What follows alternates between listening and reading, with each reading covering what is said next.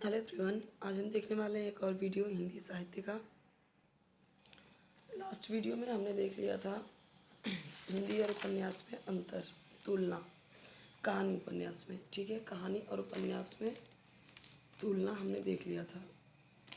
इसके पहले की वीडियोस भी अगर आपने नहीं देखा है तो आप प्लेलिस्ट में जाके देख सकते हैं। हिंदी साहित्य या हिंदी लिटरेचर करके आपको मिल जाएगा। ठीक है, प्लेलिस्ट। तो यहाँ पे देखिए हिंदी की पहली कहानी, तो माधवराव सप्रे द्वारा रचित एक टोकरी भर मिट्टी। ये माधवराव सप्रे द्वारा रचित एक टोकरी भर मिट्टी, ये है पहली कहानी हिंदी की। उसके बाद हिंदी कहानी का इतिहास, इतिहास या काल विभाजन। हिंदी कहानी का, हम यहाँ पे कहानी की बात कर रहे हैं।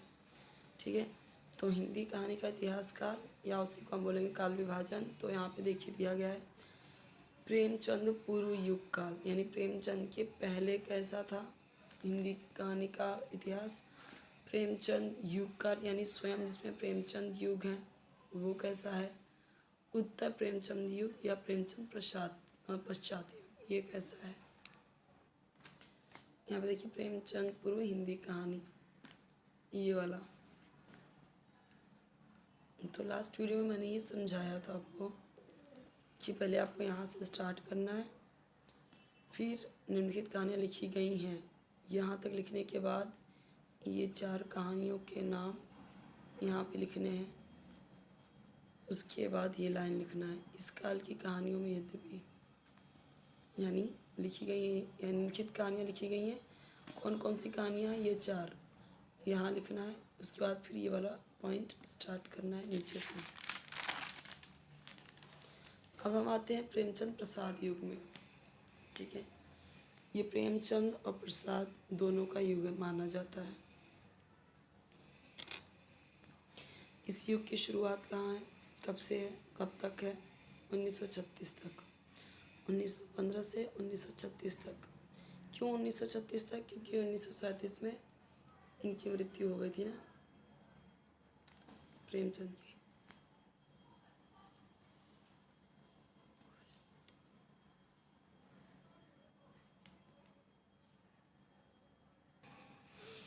तो यहाँ पे ये पूरे युग के बारे में डिटेल में लिखा हुआ है। अगर आपको इस पे कभी अभी आता है कि आप 150 शब्दों में लिखिए या अपने शब्दों में लिखिए, तो आप ये चीज़ ऐसे लिख सकते हो जैसे यहाँ पे लिख के दिया हुआ है मैंने। ठीक है, इस युग की शुरुआत 1915-1936 माना जाता है। प्रेमचंद का करियर 1907 में हुआ। पहले वो किस में लिखते थे, उर्दू में लिखते थे। 1907 से 1915 तक वो उर्दू में देश प्रेम से भरी कहानियाँ लिखते थे, यानी देशभक्ति के बारे में कहानियाँ लिखते थे। 1915 के आसपास यही टाइम। ठीक है, 1915 के आसपास सोज़े वतन नामक संग्रह जब्त कर लिया गया। किसके द्वारा, किसने जब्त किया, तो ब्रिटिशर्स ने। क्यों, क्योंकि सोज़े वतन देशभक्ति पे था। ठीक है, अंग्रेजी हुकूमत को सहन न हुई, देशभक्ति से भरी किताब जो थी वो उनको सहन नहीं हुआ। प्रेमचंद सरकारी अध्यापक थे, तो कलेक्टर ने नौकरी छीनने की धमकी दी। कलेक्टर कौन है उस टाइम पे, सब कुछ अंग्रेज़ लोग ही हैं। उनको पता चला कि ऐसी एक बुक छपी हुई है, तो उन्होंने उसे क्या किया, जब्त कर लिया, क्योंकि वो देशभक्ति पे है, लोग पढ़े नहीं जाने नहीं, इसलिए। और उन्होंने ना एक शर्त रखी कि एक ही शर्त पे हम तुम्हारी ये बुक देंगे। और जब वो शर्त पूरी हुई तभी उन्होंने वो छोड़ा। क्या शर्त थी कि उन्होंने बोला सोज़े वतन की सारी प्रतियां जमा कर दो। और इस सोज़े वतन में क्या थी, 5 कहानियाँ थीं, और पाँचों की पाँचों किस पे थी, देश प्रेम से भरी हुई। इस बात से दुखी होकर अपने मित्र से उन्होंने कहा, ठीक है, अंत में उन्होंने कहा, दुखी होकर कहा और हंसकर कहा कि अब धनपत राय की मृत्यु हो गई है। धनपत राय, अब उसकी आत्मा नया जन्म लेगी, क्योंकि सोज़े वतन उस टाइम पे उन्होंने ना धनपत राय, नवाब राय नाम से प्रकाशित की थी। क्या हुआ था कि जब वो पैदा हुए थे तो उनका नाम उस टाइम पे धनपत राय था, नवाब राय भी था। तो उन्होंने अपना जब ये सोज़े वतन लिखा तो उन्होंने इसी नाम से लिखा था, प्रेमचंद के नाम से नहीं लिखा था। तो जब अंग्रेज़ों ने उसे जब्त कर लिया तो ये क्या बोले कि अब मतलब उन्हें बहुत तकलीफ़ हुई, बहुत दुख हुआ कि क्या एक साहित्यकार अपने हिसाब से मतलब या इतनी भी उसे आज़ादी नहीं है कि अपने हिसाब से लिख सके। तो इस चीज़ का उन्हें बहुत दुख हुआ। फिर उन्होंने बोला अपने दोस्त से कि अब धनपत राय नवाब राय जो थे उनकी मृत्यु होती है, ठीक है, ऐसा बोलते हैं वो। और बाद में क्या हुआ बहुत सोचे, मतलब फिर उसके बाद उन्होंने कई सारी कहानियाँ लिखी जो नहीं चली। और तब उन्होंने अपने दोस्त के नाम पे, दोस्त के कहने पे उन्होंने क्या किया, अपना नाम प्रेमचंद रख लिया। तो और इस नाम से उन्होंने कई सारी कहानियाँ लिखी भी, पर वो उतनी फेमस नहीं हुई। लेकिन जब 1915 में उन्होंने सौत नाम की एक कहानी लिखी तो क्या हुआ, जिसको कि उनकी हिंदी की पहली कहानी मान लेते हैं, क्योंकि इतना पॉपुलर हुई तो लोगों ने उनको इस कहानी को, सौत नाम की कहानी को ही पहली कहानी मान लिया। देखो इसके पहले भी वो लिखते थे पर वो उर्दू में लिखते थे और दूसरे नाम से लिखते थे जो उनका पहला नाम था। बाद में इन्होंने प्रेमचंद के नाम से जो लिखा प्रेम, और कौन सी कहानी बनी, सौत बनी। तो वही सौत को ही हिंदी की पहली कहानी हमने मान लिया है। प्रेमचंद नाम से पहली कहानी नहीं है, वही मैंने आपको बोला, ऐसा नहीं है कि प्रेमचंद नाम से उन्होंने पहली कहानी नहीं लिखी, लिखी उन्होंने, पर हिंदी की पहली कहानी सौत है। उन्होंने और भी लिखी थी पर इतनी अच्छी नहीं थी, उतना उसको वो नहीं मिला। और इस दौर में वे प्रेमचंद नाम से प्रसिद्ध होना शुरू हो गए थे। 1915 सौत से शुरू होकर 1936 में अंतिम कहानी कफन है। इस बीच में उन्होंने 300 के आसपास कहानियाँ लिखी हैं। ये सभी कहानियाँ एक बुक है मानसरोवर नामक, उसमें सब संकलित है।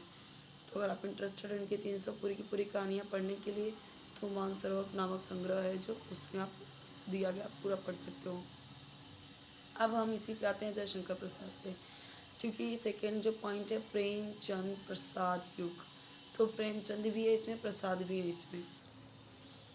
जयशंकर प्रसाद ने 1911 में कहानी लिखना शुरू किया और इनकी कहानी का पहली कहानी का नाम क्या है, ग्राम, ठीक है। तो दोनों ही क्या हैं, समकालीन, यानी जो प्रेमचंद हैं और जयशंकर प्रसाद हैं दोनों ही क्या हैं, एक ही टाइम पे हैं। और जो एक ही टाइम पे जब रहते हैं तो उसको क्या कहते हैं, समकालीन कहते हैं। और यही युग कविता में छायावाद कहलाता है। कविता के पीरियड देखिए, छायावादी कवि हैं, छायावाद, यही टाइम पीरियड है जो कहलाता है छाया। प्रसाद भी 1936 तक लेखन काल में रहे, सेम 1937 में इनकी मृत्यु हुई। प्रसाद बहुमुखी प्रतिभा के धनी थे। छायावाद के 4 कवि हैं, उनमें से सर्वश्रेष्ठ कवि प्रसाद भी हैं, ठीक है। रचनाएं उनकी जो पुस्तकें हैं, ठीक है, तो आंसू, झरना, कामायनी, सबसे बड़ी उपलब्धि है ये तीनों। नाटक उनके स्कंदगुप्त, चंद्रगुप्त, उपन्यास कंकाल, तितली, इरावती, समीक्षा के क्षेत्र में भी वो आए, काव्य कला और निबंध हैं, ठीक है, और पुस्तक हैं, कहानी आकाशदीप, पुरस्कार, गुंडा, ये सब है और भी हैं, पर ये जो फेमस हैं। उसके बाद देखिए प्रसाद एवं ये प्रसाद एक कैसे थे, रोमांटिसिज्म लेखक है, यानी स्वच्छंदतावादी। स्वच्छंदतावादी क्या होते हैं, जो स्वच्छंद हैं, ओके। रोमांटिसिज्म का मतलब वो नहीं कि जो रोमांटिक होते हैं, स्वच्छंद लिखते हैं, जो स्वच्छंद, जिनका लेखन स्वच्छंद है, मतलब आज़ाद है। इनकी कहानियों में भावनाएं खूब हैं, भावनाएं बहुत हैं इनमें, ठीक है, इसीलिए स्वच्छंद यानी भावनाएं, इमोशंस ज़्यादा हैं। प्रसाद राष्ट्रवादी कवि हैं, सांस्कृतिक राष्ट्रवादी, यानी कि राष्ट्रवादी हैं। उनके आप देखोगे तो उनकी रचनाओं में देश के बारे में ज़्यादा हैं और बातें हैं, और देश से ज़्यादा मतलब उसकी सांस्कृतिक राष्ट्रवादी, कल्चर उसका। नारी चरित्र हैं इनके रचनाओं में, जैसे नारी चरित्र का क्या है, नारी चरित्र का त्याग, बलिदान की मूर्त टाइप, इस टाइप का वो लिखेंगे नारी के बारे में, ठीक है। नारी कैसी है, यहाँ पे महान है, महान प्रेमी है, बहुत अत्यधिक प्रेम करने वाली स्त्री होती है, किंतु देश प्रेम के लिए अपने प्रेम का न्यौछावर कर देती है, प्रेम का त्याग कर देती है। ऐसे बहुत सारी मूवीज़ आपने देखे होंगे कि जहाँ पे लड़की को पता चलता है कि उसका प्रेमी अगर देशद्रोही है तो उसका वो मर्डर कर देती है या उसे पकड़वा देती है। इस तरीके का काम वो दिखाई देती है उनके रचनाओं में। जैसे कि देखो, कामायनी की नायिका श्रद्धा, स्कंदगुप्त की नायिका देवसेना, पुरस्कार की नायिका मधुलिका जो राष्ट्रवादी है, आकाशदीप की नायिका चंपा, ये सब इसी तरीके के हैं। इनकी रचनाओं में नाटकीयता है। नाटकीयता मतलब क्या? द्वंद्व हो, जहाँ पे बहुत बहुत ही ज़्यादा दो राहें वाला, बहुत सारी चीज़ें आकस्मिक हो रही हैं, सडनली हो रही हैं, वो आकस्मिकता में हो गई। द्वंद्व यानी कि जो जिसके मन में बहुत ज़्यादा द्वंद्व चल रहा है, परेशानियाँ चल रही हैं, ठीक है, कई सारे, वो जब इनकी कहानियाँ पढ़ोगे तो आपको वो चीज़ समझ में आएंगी, ठीक है। जैसे ये सारे जितने भी बात की गई है यहाँ पे, तो इनका जो है, तो जो इनका ये इम्पॉर्टेंट बुक्स है इनकी, तो अगर आप ये पढ़ेंगे तो आपको समझ में आएगा कि कैसे ये महिलाओं की, ये जो देखो, श्रद्धा एक लड़की है, देवसेना एक अलग लड़की है, मधुलिका, तो इसकी नायिकाएँ हैं जो वो किस तरीके से देश प्रेमी हैं और प्रेम के लिए, अपने देश प्रेम के लिए देश प्रेमी का बलिदान करती हैं, या उसको, इस तरीके की चीज़ें इसमें हैं। आधुनिक कहानी वो है जिसमें यथार्थवाद केंद्र में है, न कि आदर्शवाद केंद्र है ये। आधुनिक कहानी का मतलब क्या? जिसमें यथार्थवाद सेंटर में है, ना कि आदर्शवाद। अब ये यथार्थवाद क्या है, ये चीज़ें हम पढ़ेंगे, इसके आगे की चीज़ें नेक्स्ट में पढ़ेंगे। अभी तक हम सेकंड टाइप पढ़ रहे हैं इसका। कोई वीडियो चाहिए कमेंट सेक्शन में बताइए, चैनल को सब्सक्राइब कीजिए, वीडियो लाइक कीजिए, फ्रेंड्स के साथ शेयर कीजिए अपने, ताकि उन्हें भी हेल्प मिले। और एक प्लेलिस्ट और है नेट JRF UGC नेट के लिए, तो वो भी बहुत इंपॉर्टेंट है, वो भी आप देखोगे।